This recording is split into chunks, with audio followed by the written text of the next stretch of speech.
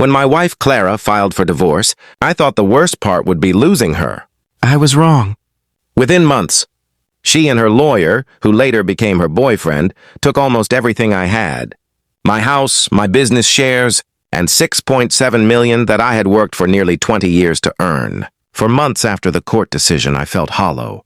I moved into a small apartment, eating instant noodles and staring at the ceiling most nights. My phone rarely rang.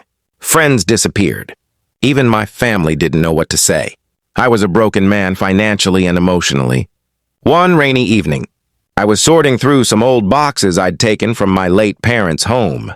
Inside was a dusty envelope marked with my grandfather's name, Arthur Mills, 1965. I almost threw it away, thinking it was just more family papers, but something about the handwriting made me pause. Inside was a yellowed letter and a small notebook filled with neat, careful writing. It mentioned a bank account he had opened in 1965 with a local bank that no longer existed under that name. The last note read, "For the future generations of Mills. When times are darkest, this will help them find light." The next morning, I visited the modern bank that had taken over that old one. The young teller looked puzzled when I handed her the papers. She disappeared for nearly half an hour, and I assumed it was another dead end.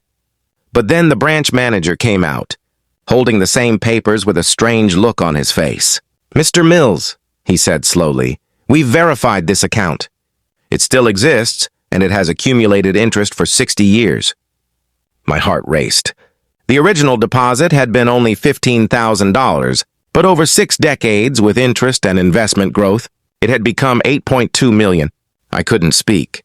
My grandfather, a man who had worked in a factory all his life, had somehow secured my future even after I'd lost everything. Tears filled my eyes as I signed the papers. For the first time in months, I felt gratitude instead of bitterness. I didn't rush to buy a new house or car. Instead, I rebuilt my business, carefully, quietly.